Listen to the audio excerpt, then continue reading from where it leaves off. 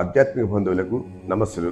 ప్రతి ఆది మరియు బుధవారం మనం మననం చేసుకునే శ్రీమద్ భగవద్గీత సందేశం ధ్యాన యోగం నుండి ఈరోజు 21 శ్లోకాల యొక్క భావాన్ని మనం తెలుసుకుందాం. 20వ శ్లోకం, గీతలో కొన్ని శ్లోకాలు ఒక పద్ధతిలో ఒక విధంగా అలా చెయ్యి అని మనకు చెప్పి అలా చేసినట్లయితే మరలా ఏమవుతుంది అన్నది కూడా తెలియజేస్తాయి. యోగంతో చిత్తాన్ని ఉన్నతంగా ఉంచినప్పుడు, ఆత్మని ఆత్మయందే ఆత్మ వల్ల చూసినప్పుడు ఆనందాన్ని పొందుతాడు. బాహ్య విషయాలపై నుంచి మనసును తీసివేసినంత మాత్రం చేత అక్కడ ఏదో అంతా పూర్తి అయిపోయినట్లు కాదు. తన యందున్న అనంత పరిధికి, దైవానికి దగ్గర చేరినప్పుడే ఆత్మయందు ఆనందాన్ని పొందుతాడు.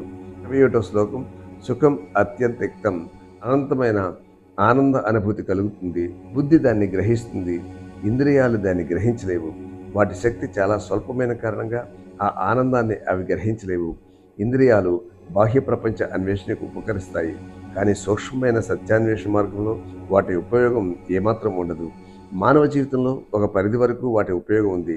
కాంతి కిరణాలను సూక్ష్మాతి సూక్ష్మంగా తీక్షణంగా ప్రసరింపజేసినప్పుడు ఎక్స్రేలు సీసంలో ఏ విధంగా దూసుకుని వెళ్ళగలవో అదేవిధంగా బుద్ధిని తీక్షణపరిచి శిక్షణ ఇచ్చినట్లయితే అటువంటి బుద్ధి సత్యంలోనికి దూసుకువెళ్ళి సత్యావగాహనకు పొందగలుగుతుంది.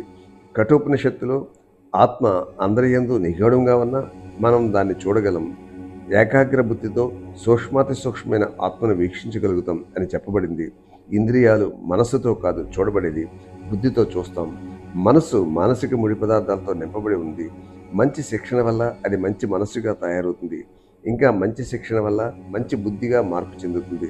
మనకున్న ఒకే శక్తి ద్వారా మంచి సూక్ష్మమైన బుద్ధి పొందగలగాలి. మరల బుద్ధిని పెంచమని శ్రీకృష్ణుడు చెప్తాడు. నిజమైన విద్య అంటే చక్కని బుద్ధి కలిగి ఉండడం. మంచి బుద్ధి నిజానిజానాలను చక్కగా పరిశీలించగలుగుతుంది. వాటి అంతరంగంలోకి చొచ్చుకుపోతుంది. ఆ సత్యానికి, ఆ చోటికి చేరుకున్నాక అక్కడి నుండి ఎప్పటికీ పడిపోదు. ఆ తత్వం నుంచి మరలదు. ఆ స్థితి యందు పూర్తిగా నిశ్చలంగా ఉంటుంది. తర్వాత శ్లోకం యొక్క భావాన్ని వచ్చే వీడియోలో తెలుసుకుందాం.